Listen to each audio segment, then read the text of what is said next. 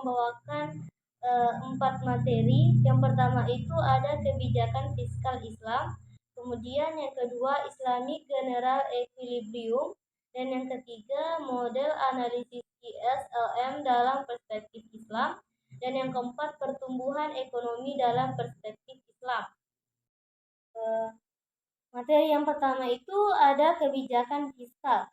Kebijakan fiskal adalah segala jenis peraturan dan keputusan yang diambil pemerintah demi menjaga stabilitas perekonomian secara makro. Nah, yang kedua itu ada kebijakan fiskal merupakan suatu kewajiban negara demi menjadi hak rakyat, sehingga kebijakan fiskal bukan hanya sebagai suatu kebutuhan untuk perbaikan ekonomi maupun peningkatan kesejahteraan rakyat, tetapi lebih pada penciptaan mekanisme distribusi ekonomi yang adil. Kemudian ada manfaat kebijakan fiskal. Yang pertama itu menjaga dan mengembangkan perekonomian negara. Kemudian yang kedua meningkatkan kualitas SDM. Ketiga menjaga stabilitas harga barang. Dan yang terakhir itu mendorong investasi. Kemudian penerimaan dan pengeluaran negara. Yang pertama itu penerimaan negara berasal dari pajak, PNBP, hibah, kemudian yang terakhir utang. Nah, yang kedua itu pengeluaran negara, terdiri atas belanja daerah, belanja negara, belanja barang, bunga, cicilan, utang, dan yang terakhir itu subsidi.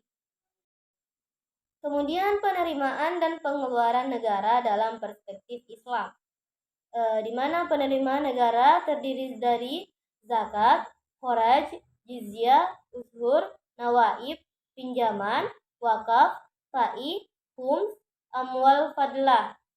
Nah, kita masuk ke pengeluaran negara, di mana pengeluaran negara ini ada dua, primer dan sekunder. Yang saya sebutkan yang pertama itu primer. Ada biaya pertahanan seperti persenjataan, unta dan persenjataan. Kemudian penyaluran zakat dan ushur kepada yang berhak menerimanya. Kemudian pembayaran gaji untuk wali, guru, imam, muazin, dan pejabat negara. Kemudian pembayaran upah para sukarelawan, pembayaran utang negara, dan yang terakhir bantuan untuk musafir atau dari daerah sadar. Nah, adapun pengeluaran negara dari sekunder itu yang pertama bantuan untuk pelajar, jamuan untuk delegasi keagamaan, utusan suku dan negara serta biaya perjalanan. Kemudian hadiah untuk pemerintah negara lain, kemudian pembebasan kaum muslimin yang menjadi budak, kemudian pembayaran denda atas mereka yang terbunuh secara tidak sengaja oleh pasukan kaum muslimin.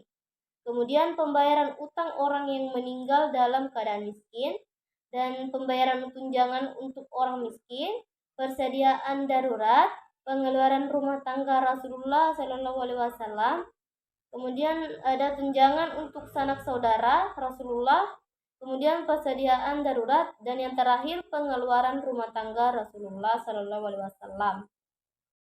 Dari yang kedua, yaitu Islamic General Equilibrium. Ketiadaan bunga dalam ekonomi Islam sebagai prakondisi wajib menyebabkan ekonomi makro Islam memfokuskan aktivitas ekonomi pada sektor real atau barang dan jasa. Dapat dipahami bahwa segala aktivitas ekonomi bermuara pada pasar sektor real ini, termasuk di dalamnya aktivitas investasi. Kemudian ada keseimbangan dalam fungsi saving, investment, dan income. Keseimbangan tercapai hanya jika investasi satu sama dengan tabungan S, karena pada tingkat ini tidak ada kecenderungan pendapatan dan output berubah. Kemudian uang dan perekonomian. Fungsi uang dalam ekonomi Islam yang sebenarnya yang telah dijalankan, yakni sebagai alat pertukaran dan satuan nilai, bukan sebagai salah satu komoditi, dan menyadari bahwa sesungguhnya uang itu hanyalah sebagai perantara untuk menjadikan suatu barang kepada barang yang lain, yaitu model analisis ISLM dalam perspektif Islam.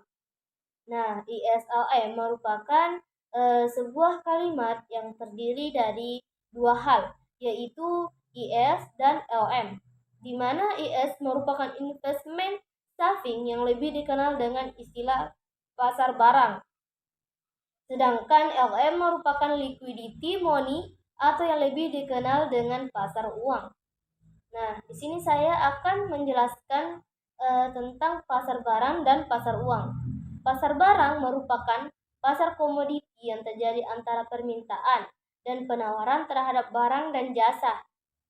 Kemudian ada pasar uang adalah tempat instrumen pendanaan jangka pendek diperdagangkan oleh pemilik MoISLM merupakan sebuah kalimat yang terdiri dari dua hal, yaitu IS dan LM. Materi yang keempat, yaitu pertumbuhan ekonomi dalam perspektif Islam. Pertumbuhan ekonomi dalam perspektif Islam harus memasukkan aspek aksiologis atau nilai moral, agar pertumbuhan ekonomi tidak hanya diorientasikan kepada kesejahteraan materi saja, melainkan memasukkan juga aspek ruhaniah. Kemudian potensi dalam pertumbuhan ekonomi Islam. Yang pertama itu sumber daya yang dapat dikelola atau investable resource. Kemudian sumber daya manusia atau human resource.